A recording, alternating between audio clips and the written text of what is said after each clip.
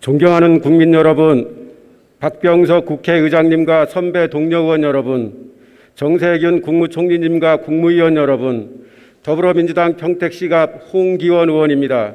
저는 지난 대정부 질문에서 생존의 문제인 외교안보가 정쟁과 이념의 대상이 되어서는 안 된다는 점을 말씀드렸습니다. 오늘 저는 민생과 직결된 부동산 문제가 이념과 정쟁의 대상이 아니라 치열한 토론과 논쟁을 통해 해결 방안을 찾고 국민과 시장에 신뢰를 주었으면 하는 바람을 말씀드리고자 합니다. 국무총리님 나와주시죠.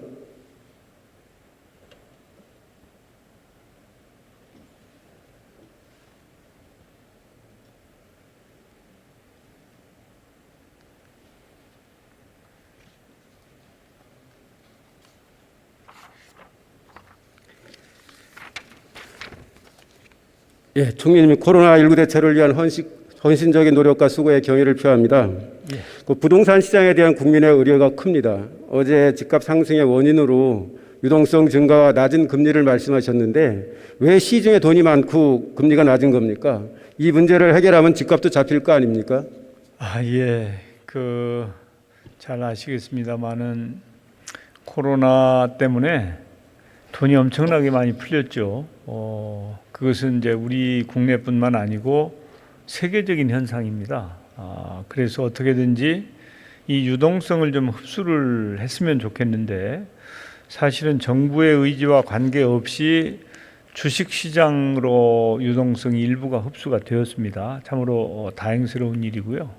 그래서 이제 뉴딜 펀드 같은 것도 만들어서 어떻게든지 좀 이 유동성을 흡수를 하면 이 자금이 선순환되지 않겠는가. 사실은 이게 부동산이나 이쪽으로 들어가면 이제 선순환이 아니고 악순환이 되는 것이고 또 그게 집값 폭등으로 이어지면서 투기를 조장하고 이런 상황은 참으로 바람직하지 않은 상황인데 이것을 선순환시킬 수 있도록 최선의 노력을 다해야 된다고 봅니다. 다른 나라들 집값 사정은 어떤지 혹시 아십니까?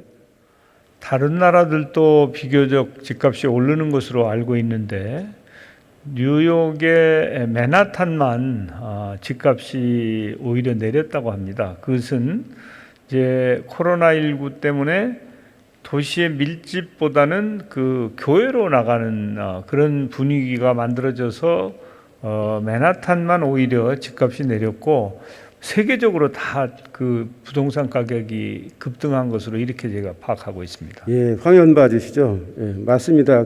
세계적인 경기 불황에 코로나19로 각국이 돈을 엄청나게 풀어서 미국이나 유럽 각국 그리고 중국까지 모두 집값이 크게 올랐습니다. 그런데 야당과 일부 언론은 현 정부의 규제 위주 정책이 집값 상승의 원인이다. 부동산 정책이 이념적이다. 국민을 편가르게 한다고 주장합니다. 어떻게 생각하십니까? 예,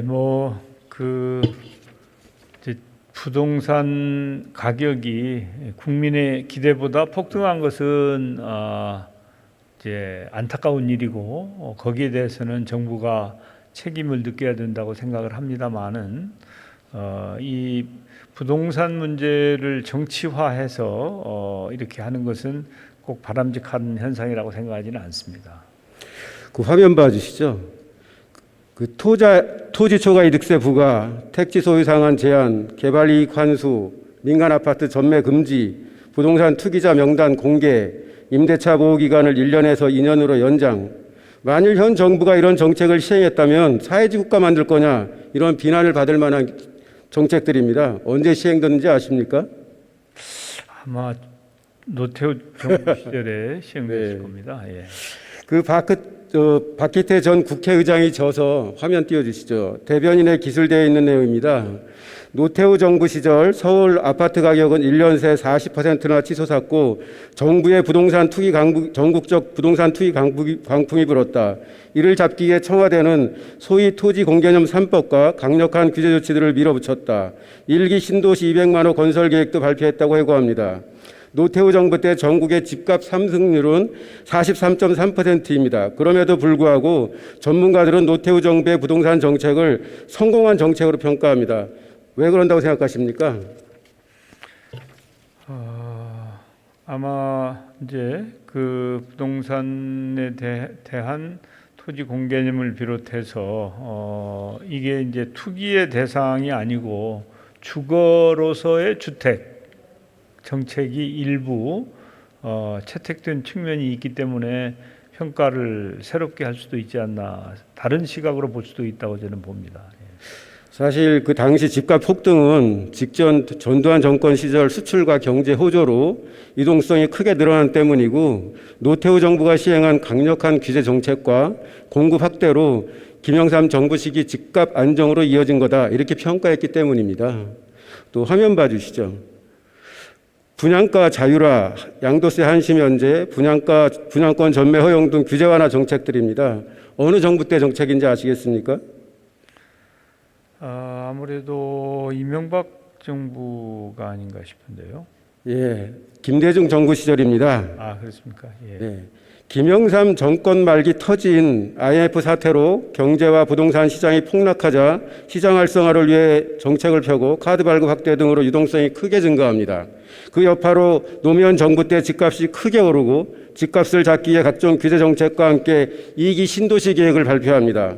또한 2008년 세계적 금융위기까지 더해져서 부동산 시장이 크게 침체되자 이명박 박근혜 정부 기간 빚내서 집사라 할 정도로 규제 완화가 추진되었고, 돈도 많이 풀렸습니다. 설상가상으로 코로나19로 세계적 유동성 증대에 초저금리까지 겹친 것입니다. 이렇게 규제 가격 상승 최적의 시장 상황에서 정부가 투기 수요를 억제하는 규제 정책과 공급 확대 정책이 필요한 것 아니겠습니까? 예, 이제 수요는 좀 누르고 또 공급은 늘려서 수급 불균형을 해소하고 균형점을 찾는 노력이 필요하다고 봅니다. 예, 이게 바로 시장 원리 따르는 것이죠. 그렇습니다. 예. 어제 존경하는 홍준표 의원님께서 경복궁이 무너지면 흥선대원군 탓하냐고 하셨습니다만, 그렇게 정쟁의 시각에서 접근해서는 올바른 해법을 논할 수 없다고 봅니다. 정부 곳간 재정 적자 걱정 왜 합니까? 바로 돈은 지금 쓰지만 미래 세대가 부담을 지기 때문 아니겠습니까? 경제 문제는 바로 그런 것이죠. 그렇지만 집값 상승에는 현 정부도 책임이 없다 할 수 없을 것입니다. 혹시 정책 중에 반성하거나 개선이 필요한 부분이 있다면 어떤 게 있을까요? 예,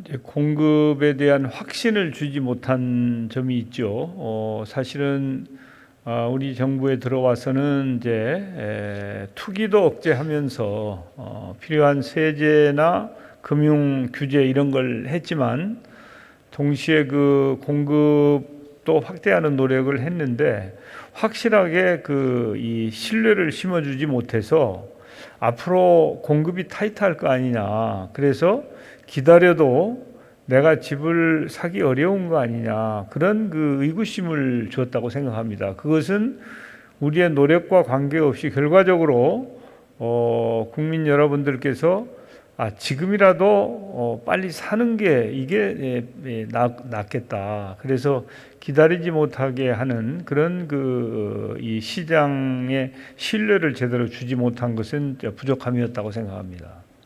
예, 수고하셨습니다. 상세한 사항은 홍남기 부총리께 질문하겠습니다.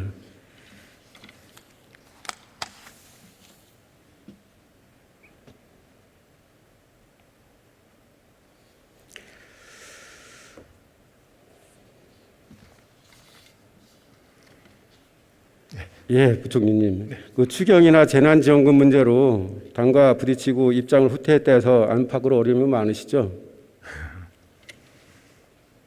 저는 부총리께서 역대 부총리에 비해 소신이 없거나 능력이 부족했기 때문이라고 생각하지 않습니다. 바로 코로나19라는 미중의 사태, 전 세계가 처음 겪는 이 사태 때문에 나라 곳간, 국민 곳간 문제가 커졌기 때문이라고 생각합니다. 힘내시기 바랍니다. 네, 감사합니다. 그 곳간을 잘 지켜야 되는 부총리와 기재부의 충정을 충분히 이해합니다만, 코로나19로 오늘 죽나 내일 죽나 하는 어려움에 처한 국민의 피눈물과 고통 역시 미중의 일입니다. 소상공인들이 살아남고 국민 곳간이 무너지지 않아야 나라 곳간도 다시 채울 수 있지 않겠습니까? 예, 저는 작년 코로나 발생 이후에 재정이 그러한 역할을 하려고 할 수 있는 최선을 다했다고 생각합니다. 그 말씀을 들어보면은 결국 재정이 그런 데 대해서 굉장히 소홀한 것처럼 말씀을 주신 것 같은데요. 저는 뭐 그렇게 생각하지 않습니다. 국민의 고통을 좀 더 헤아려 주시기 부탁드립니다. 예, 그렇게 하겠습니다. 그리고 최근 기재부 공무원들 사기가 많이 떨어졌다고 들었습니다. 상황이 어떻습니까? 예, 뭐 제가 기재부를 이끌고 있지만은 지금 말씀하신 대로 뭐 사기가 많이 떨어진 게 사실입니다. 제가 아무래도 사기를 좀 진작에 시키려고 굉장히 노력을 하면서 정책을 하고 있다는 말씀을 드립니다. 예, 노력해 주십시오. 그 기재부 공무원들에게 국가를 위해 밤낮 없이 일하는 헌신에 누군가는 꼭 해야 될 가치 있는 일이다. 힘내시라는 말씀을 전하고 싶습니다. 제가 기재부 과장에게 지역구 예산 부탁했다가 단칼에 거절당했는데 좀 아쉬우면서도 듬직함이 느껴졌습니다. 부동산 정책에 대해서 말씀드리겠습니다. 본 의원이 국토교통의원이 된 직후 김현미 전 국토부 장관님께 부동산 시장 안정을 위해서는 부동산 불로소득을 줄여야 하고 이를 위해서는 세율을 조정해야 되는 거 아니냐 물었더니 김현미 전 장관께서는 누가 그걸 모르나요? 국회에서 안 해주잖아요. 제발 해주세요. 이렇게 말했습니다. 작년 7.10 대책으로 각종 부동산 세율이 인상되고 임대차 3법이 통과되었는데 이 법안들은 20대 국회 때인 2019년 국회에 제출된 거 아닙니까? 예, 그렇습니다. 당시 왜 통과가 안 됐습니까? 예, 의원님 그때 2019년 말에 그 법이 좀 통과됐더라면 제가 보기에는 부동산 시장을 안정하는 데 크게 더 앞서서 안정화를 이룰 수 있을 걸로 생각을 했습니다. 근데 그때 아마 여야 간에 어떤 합의가 안 됐는지 입법 자체가 좌절이 됐습니다. 그런 과정에 아무래도 시장의 불안정성이 좀 더 나타난 게 아닌가 이렇게 생각이 됩니다. 예, 경제정책은 내용도 중요하지만 타이밍도 중요하지 않습니까? 작년에 특히 아파트 가격이 많이 올랐는데 그 이전에 선제적으로 부동산 세율이 조정되고 임대차 3법이 통과되었다면 시장이 더 크게 안정되었을 것으로 생각합니다. 그 야당과 일부 언론에서는 부동산 세금 폭탄이다, 징벌적 세금이라고 주장합니다. 어떻게 보십니까? 예, 의원님 지난해 정부가 과세를 강한 부동산 시장 안정을 위해서 과세 강한 건 맞는데요. 이거 일각에서 이렇게 부동산 과세 폭탄이라고 하지만은 정부가 과세를 강화한 분야는 다주택자 중심이고요. 단타로 차익을 노리려고 하는 단타 주택 거래자 중심이었습니다. 그리고 법인에 대한 중과였기 때문에 무주택자라든가 1주택자 같이 실수요자에 대해서는 저는 뭐 세금 중과라고 하는 폭탄이라고 하는 말은 적절하지가 않다고 보고요. 그와 같은 다주택자에 대한 세금 중과를 통해서 주택이 거래를 통해서 과도한 기대 수익률이 나타나는 것이다라는 그 기대감을 줄이기 위해서 중과를 할 수밖에 없었다는 말씀을 드립니다. 예, 화면 봐주시죠. GDP 대비 우리나라 부동산세는 0.8%로 OECD 평균 1.1%보다도 낮은 수준입니다. 그 야당에서는 부동산 거래 퇴로를 열어주기 위해 양도세를 낮춰야 된다, 보유세도 낮춰야 된다 이렇게 주장하는데 어떻게 생각하십니까?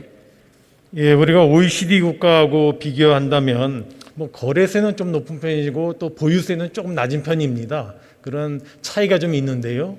정부가 일각에서 양도소득세라든가 이와 같은 것을 좀 완화하는 문제와 관련돼서는 아까 제가 말씀드린 것처럼 다주택자라든가 또는 다주택을 보유하는 법인이라든가 또는 단타 거래자들 이런 분들을 대상으로 한 양도소득세나 종부세 중과이기 때문에 제가 볼 때는 부동산에 대해 기대 수익률을 낮추기 위해서 지금과 같은 중과를 완화하는 것은 적절하지가 않다고 판단이 됩니다.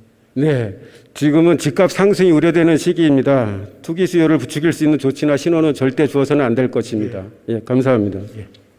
변창흠 국토부 장관님 나와주십시오.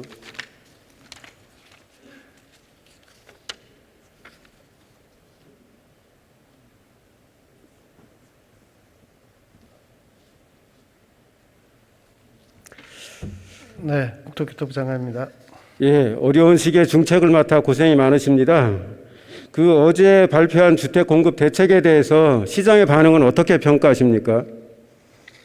네, 우선 그동안 서울에서는 충분한 양의 주택이 공급되지 못할 것이다라는 우려를 많이 했었는데 그 기대를 완전히 바꾸는 그런 계기는 된 것 같습니다. 그래서 서울에서 30만이 넘는 주택을 공급하고 또 전국적으로도 약 한 83만 6천 호에 이르는 물량이기 때문에 지금까지 주택 공급 부족으로 인한 그 가격 상승에 대해서는 이제 더 이상 이제 걱정을 하지 않을 것이다라는 것이 대부분의 평가인 것 같습니다.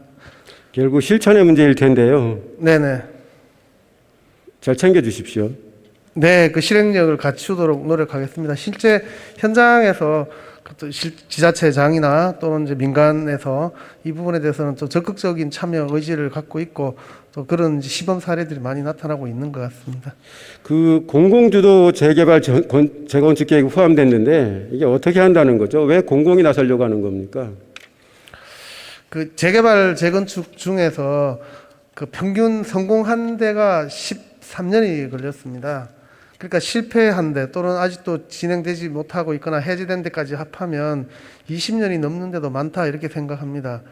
근데 일부 지역의 경우에는 이 정비구역에서 일정 수익만 좀 보장해 주면 공공이 좀 나서서 복잡한 문제를 좀 해결해 주기만 하면 정비 사업에 적극적으로 좀 추진될 수 있을 것이다 이렇게 기대하는 데가 생각보다는 많습니다.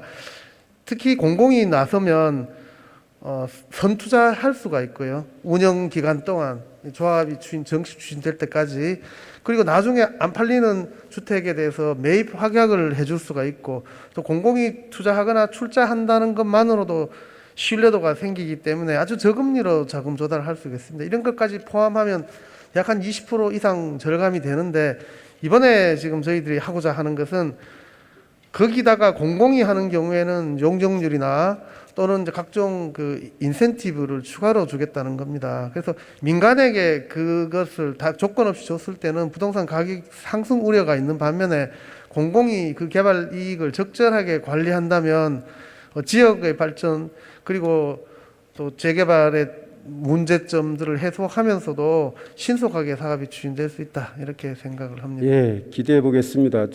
저는 그 정부가 시행하는 부동산 정책 중에 조정 대상 지역 지정 제도에 대해서 문제의식을 갖고 있습니다. 총 8번 시행했는데 이 제도는 왜 도입됐고 정책 목표는 무엇입니까? 네, 2016년에 처음 이제 도입이 됐는데요. 국지적으로 이제 과열 현상이 나타나고 있기 때문에 이것을 좀 극복하기 위해서 실수요자 중심으로 청약 질서를 바로잡기 위해서 그 도입된 제도입니다. 그 핀셋 규제라고 하는데 효과를 거뒀다고 평가하십니까? 참 어려운 문제입니다. 이렇게 넓게 지역을 지정하면 실제 경제 생활에 여러 가지 영향을 미치기 때문에 구역을 정해서 좁게 지정을 하다 보면 또 구역에서 빠진 지역으로 또 개발 투자나 또 이런 게 또 몰리기 때문에 그 지역이 또 상승해서 또 풍선 효과도 일으키기 때문에 좁게 할 것인가 넓게 할 것인가가 항상 좀 부담스러운 문제인 것 같습니다. 풍선 효과가 무슨 뜻입니까?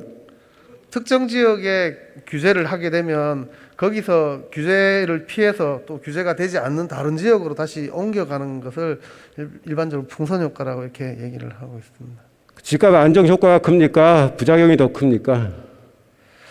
지역에 따라서 좀 다른 것 같습니다. 미리 예방적으로 넓게 지정을 하는 것이 지역 주택 가격 안정을 위해서는 이제 바람직한 반면에 또 실제 지역마다 차이가 있는데 넓게 포함되다 보면 특정 지역의 가격 오른 것 때문에 전혀 주택 가격이 오르지 않거나 오히려 내린 지역까지도 포함되기 때문에 또 부작용도 생기기 때문에 지역의 특성을 고려해서 과거에는 이제 지자체 단위로 된 것을 읍면동 단위로 좀 줄이는 방안들을 지금 적용을 하고 있습니다. 그렇습니다. 그 지정 지역을 보면 다음 투자처를 알 수 있다는 조롱 섞인 말까지 나오고 있습니다.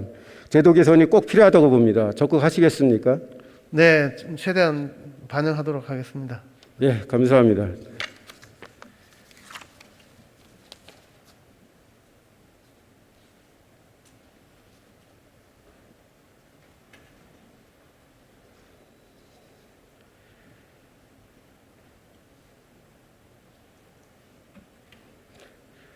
존경하는 국민 여러분, 국토교통위원으로서 부동산 가격 상승으로 어려움을 끼쳐 진심으로 죄송합니다. 존경하는 송원석 의원님, 제가 작년 국정감사 국토교통위 우수위원으로 추천했는데 알고 계십니까? 부동산 통계의 문제점을 날카롭게 지적하고 대안을 제시하신 점을 인상 깊게 보았기 때문입니다. 결국 정부도 통계 방법을 개선하기로 했습니다. 존경하는 선배 동료 의원 여러분, 부동산 시장 안정을 위해서는 국회의 역할도 중요합니다. 만일 부동산 세제 조정이나 임대차 3법을 좀 더 일찍 통과시켰더라면 훨씬 도움이 됐을 겁니다. 보수 정권인 노태우 정부 때 역대 가장 강력한 부동산 규제 정책을 폈고 김대중 정부 때는 활성화 정책을 시행했습니다.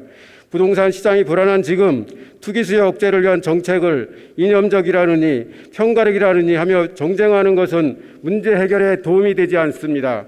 국토교통부 장관이 주택은 공급에 시간이 걸린다는 점을 설명하기 위해 빵을 언급한 것을 가지고 빵 따냈더라고 비난하고 1인 가구를 위한 호텔, 빌라 리모델링 주택을 호텔 거지, 빌라 거지니 하며 비난하는 것은 국회에 대한 국민의 불신을 초래하고 해당 주택 거주자에게 상처를 주는 말일 뿐만 아니라 정부 정책의 신뢰성을 떨어뜨려 부동산 시장을 더욱 불안하게 하는 행위입니다.